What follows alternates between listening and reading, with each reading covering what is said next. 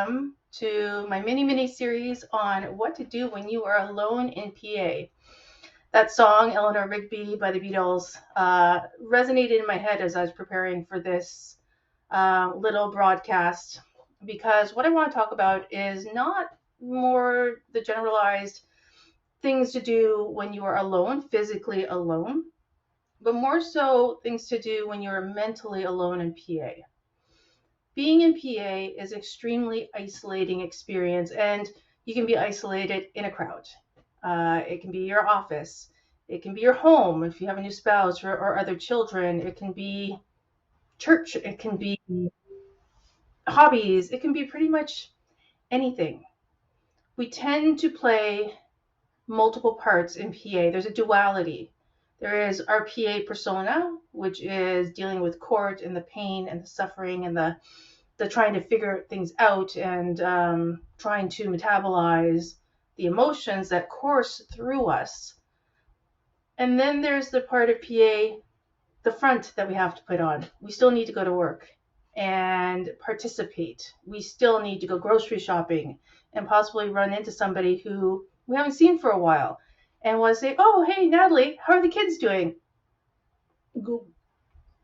Oh my God, cue tears, try not to cry, okay, grip my shopping cart. And I'm paralyzed because I am isolated in my emotions and feelings. So I want to talk about that first. A few strategies to help you cope and get through. First of all, the duality is okay. The disassociation is okay and often is necessary. We have to compartmentalize our emotions within PA.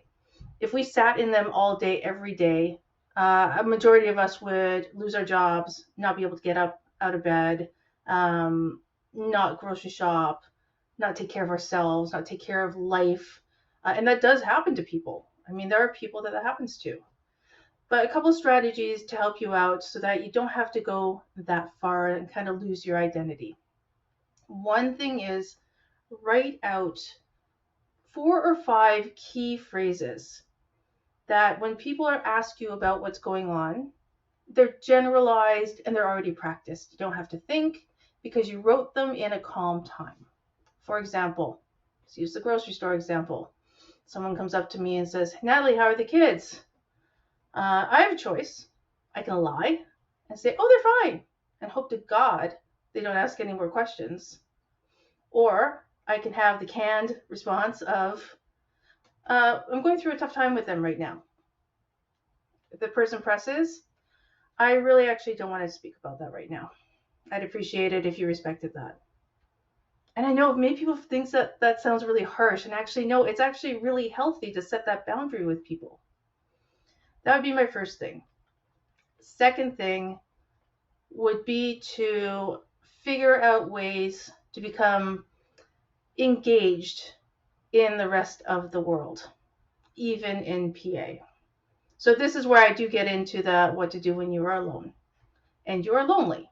Now, those are two different things. Being alone in PA is what I'm more talking about, that mental and emotional isolation, Natalie, isolation that occurs. And there is also the physical acts of becoming engaged in the outside world or in practices that keep you out of your own head. That's a massive one in PA. And we are going to talk about the fairly obvious ones here. I like to ask people that I mentor, what did you enjoy before PA? Because to me, PA is like a lightning strike. Suddenly, everything is blowing up. Your only identity is in PA. You lose everything else. Even though we have the duality that I just talked about, which is almost the false front, so we can function in life, nothing else matters. Really, after that, we become consumed with court and trying to stay alive and trying to stay positive and trying to not lose our ever-loving minds, at least in my case. I've talked to enough people that, we share that. It's very common. So looking back as to what you engaged in beforehand, now this may or may not work, I'm going to say. It may be too much to go back and to attempt to engage in something that you did before your whole world shattered. And that's okay. Sometimes, though, it is good to go back and not try something new and go back to something familiar. So that's food for thought. Oh, yes, that's what I want to say. It is okay to find ways to not be alone, i.e., it's okay to have a new hobby, an old hobby, a different hobby, to attend a cooking class or to attend a lecture or to do this is what I did. I got certified. I went back to school. I got certified in things and I continue to get certified. And here I am with about a bazillion letters after my name and continuing to add because that's how I cope. Because it was, for me, it was productive. That helped. That may or may not be you. But give yourself permission to explore that even though you are alone and feeling lonely. Now, if you're concerned about connecting with people and them asking, remember I talked about just a little bit ago about those canned responses. If you're not comfortable being in a new environment and giving those canned responses, well, you know where a safe place is? Guess what? Hint, hint. It's in a really good support group. It's a safe environment for you to practice being in a new environment with PA and practicing flexing those PA muscles and exploring that duality and finding out who you are today and possibly engaging in a new hobby or activity. You never know what's going to come out of it, right? You don't know if you don't try.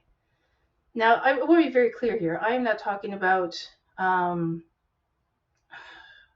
understanding the paralysis. My mini series yesterday on CBT, I talked about the paralysis of PA and how I could be, in the fetal position on this corner of a couch for a day, hours, 12 hours, and barely get up to go to the bathroom or eat anything, and not even register the hours that have gone by. That is part of PA, unfortunately.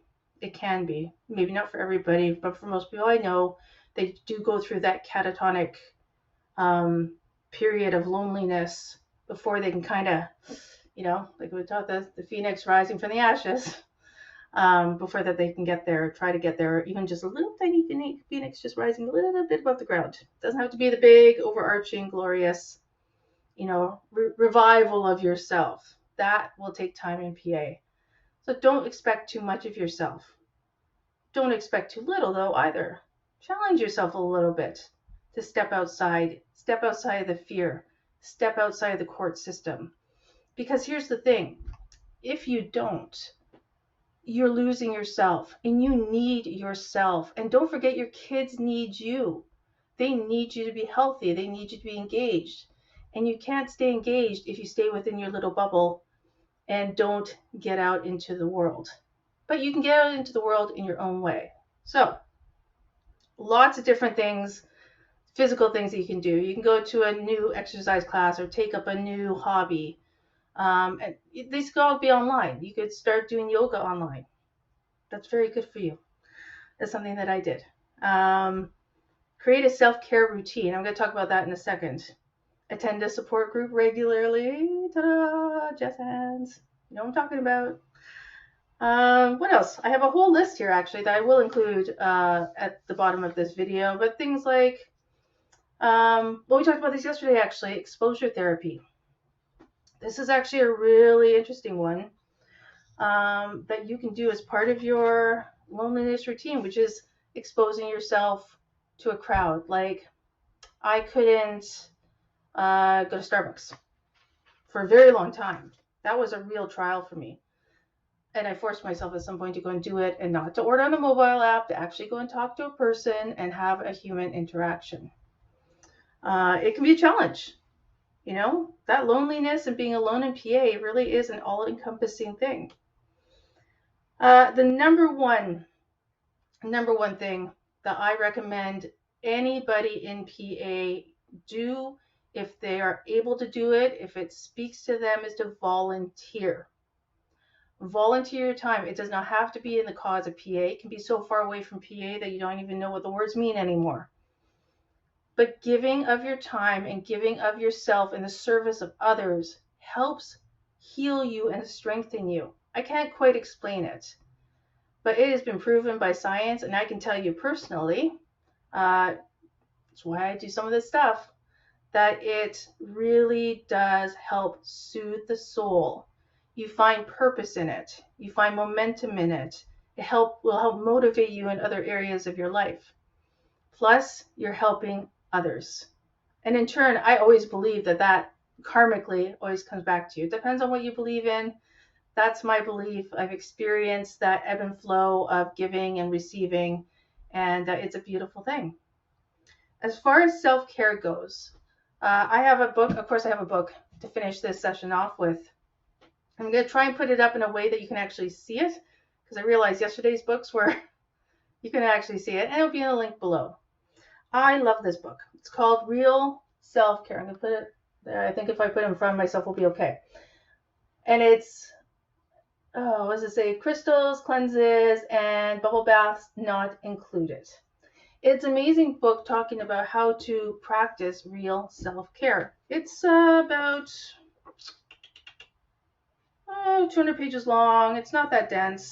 It's got lots of great anecdotal examples.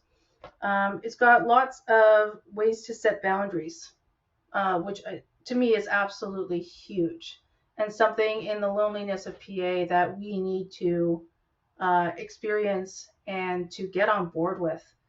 Because the more boundaries we can set, the more we can help ourselves stay in a healthy state, stay in that duality. Again, I don't say that as a bad thing. Disassociation, it happens in PA.